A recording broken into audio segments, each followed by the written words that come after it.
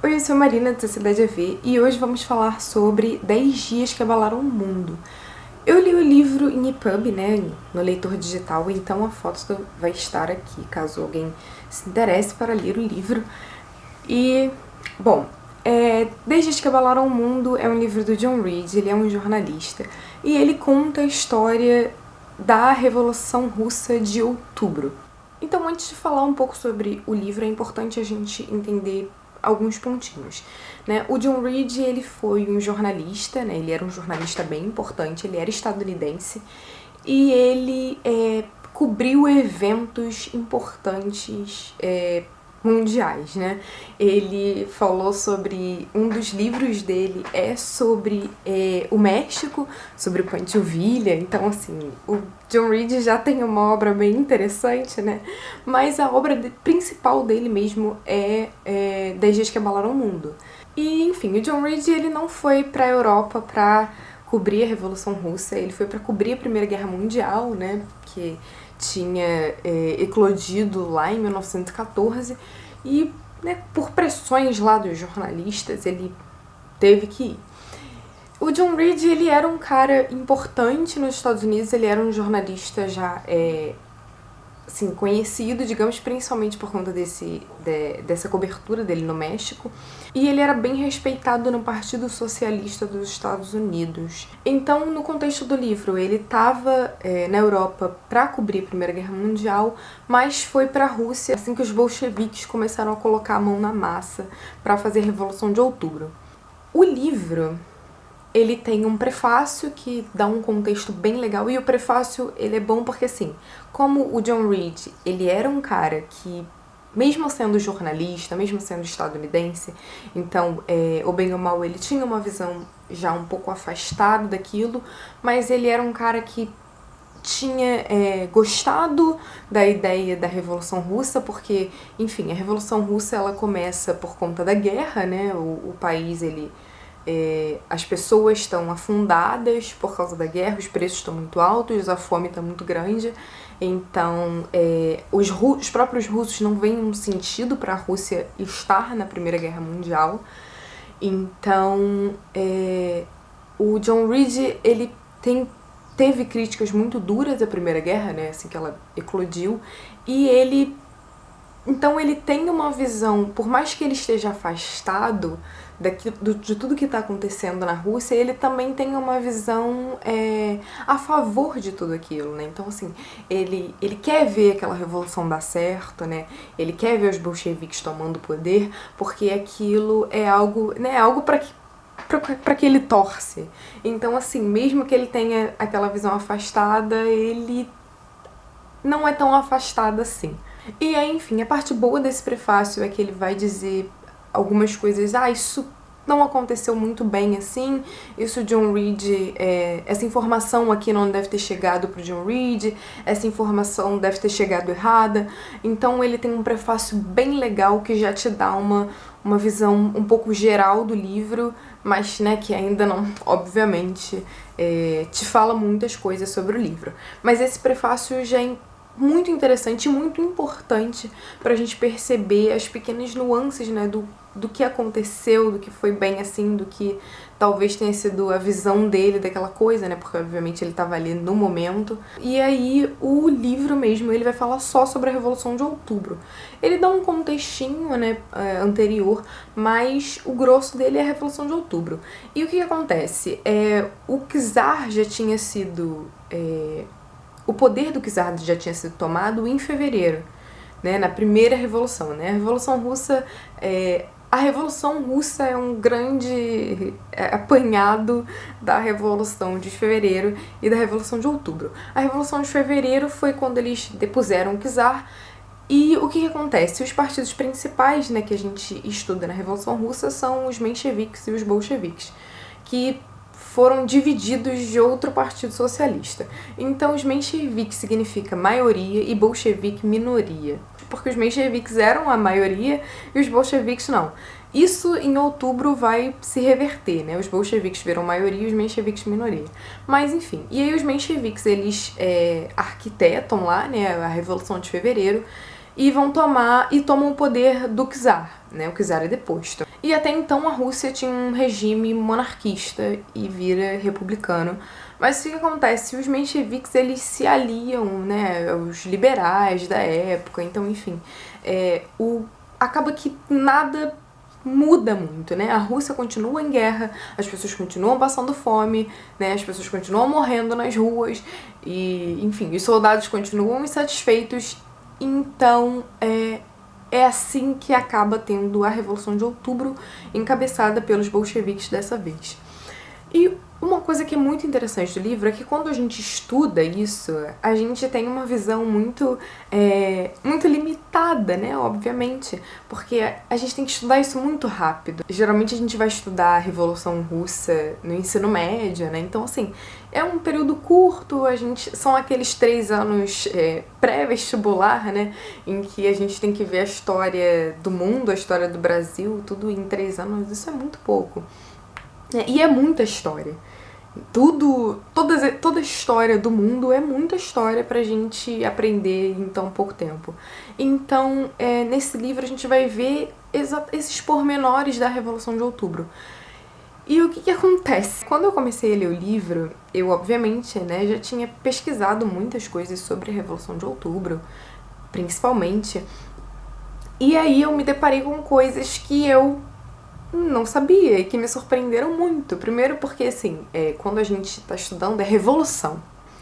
Então, a maioria das revoluções que a gente estuda são revoluções armadas, né? As pessoas vão lá, pegam em armas, um monte de gente morre, enfim, poucos sobrevivem, aqueles que sobrevivem são heróis e vão lá tomar o poder. E na Revolução de Outubro não foi assim, não que pessoas não tenham morrido, não que não tenha tido conflito armado, mas isso foi muito pouco. O que aconteceu mesmo na Revolução de Outubro foi todo um jogo de negociações e pressão popular e pressão dos bolcheviques. Então, assim, foi uma coisa completamente diferente daquela imagem toda, né, daquela construção de revolução que a gente tem.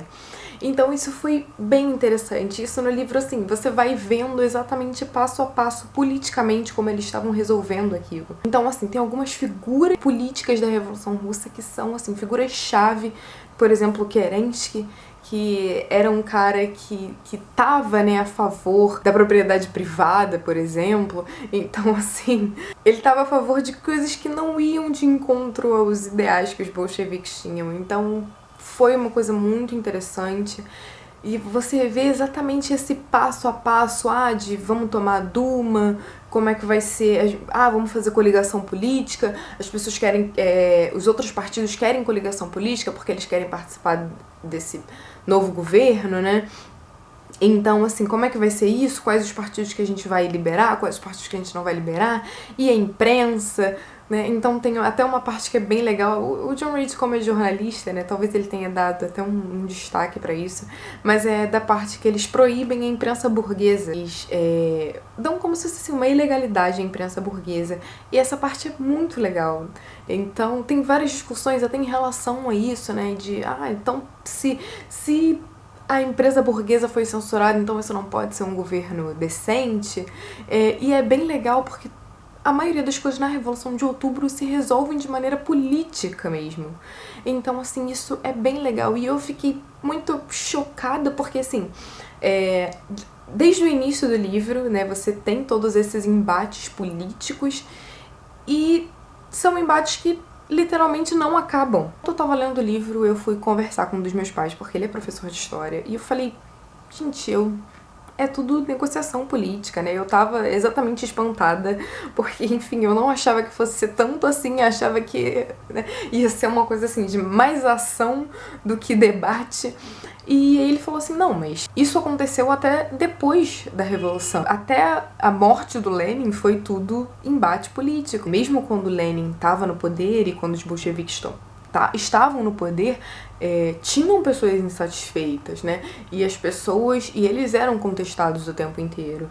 E a gente conversou até sobre a questão da Primeira Guerra. O quanto a Rússia teve que dar territórios para poder sair da guerra, entendeu? E a Rússia realmente se prejudicou muito com essa saída da Primeira Guerra, porque, enfim, a população queria isso, então eles acabaram, assim, tendo que fazer acordos muito desvantajosos para eles para sair da Primeira Guerra.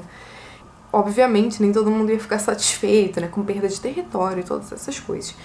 Enfim, a gente estava conversando exatamente sobre isso, que as coisas só foram se acalmar, entre muitas aspas, né, no Stalin, porque, enfim, Stalin foi essa figura, né, controversa na União Soviética, né, até porque todo mundo sabe que, enfim, depois do Lenin, as coisas na União Soviética, em termos de governo, deram uma desandadinha. Mas, enfim, o livro ele é muito interessante pra gente ficar sabendo desses pormenores, né, dessas questões políticas, de tantos partidos que tinham na Rússia na época da Revolução Russa.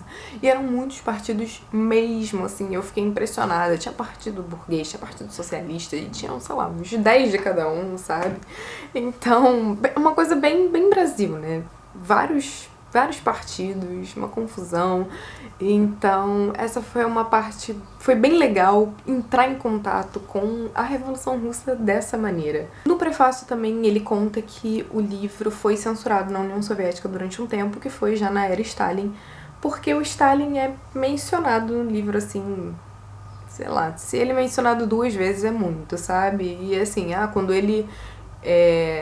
Porque tem as declarações, né, dos partidos. Quando ele faz alguma declaração dos bolcheviques, e aí tá lá a assinatura dele. Né? Ou então, assim, listagens de quem vai ficar com que parte, né? Vamos supor, como se fosse um ministério, né, pra gente. Ministério da Cultura, Ministério disso, Ministério daquilo. E o Stalin é do Ministério das Nacionalidades. Então tá lá o nome dele do lado. Então, assim, ele é uma figura basicamente inútil dentro desse contexto da Revolução, né? Ele é uma figura mais burocrática. Então, assim, ele não tá ali na frente, não tá de frente com a Revolução Russa. Então, enfim, né? O livro tem que ser censurado porque na era Stalin, se o Stalin não aparece nos livros, como assim, né? Então, esse livro foi censurado depois de um tempo e, enfim, voltou. E o John Reed morreu bem novinho, ele morreu com 32 anos. Depois ele volta para os Estados Unidos, mas ele acaba morrendo na Rússia, né? Ele volta pra Rússia, volta pra Moscou, e ele fica com tifo, eu acho, ele morre de tifo. Outra coisa muito legal no livro é o apêndice, né? Os anexos do livro, que ele coloca informações bem interessantes sobre a época, coloca dados da época, coloca... Os próprios decretos dos partidos, né, o que os partidos estavam falando um contra o outro, então isso é bem legal. Os anexos são, assim, uma coisa, um show à parte no livro. E uma coisa que eu não sabia, porque eu só fiquei sabendo quando eu terminei de ler o livro, e eu já tinha gravado aqui pro canal o vídeo dos 5 filmes soviéticos pra ver pro centenário da Revolução Russa. E o primeiro filme que eu falei foi Outubro do Eisenstein, e Outubro do Eisenstein é baseado em 10 Dias que Abalaram o Mundo. Então isso é bem legal, porque assim, o filme, ele parece um pouco confuso, né, porque obviamente, assim, a Revolução de Outubro foi confusa. Então, às vezes você pode se confundir um pouco no filme por não saber exatamente esses pormenores da Revolução Russa.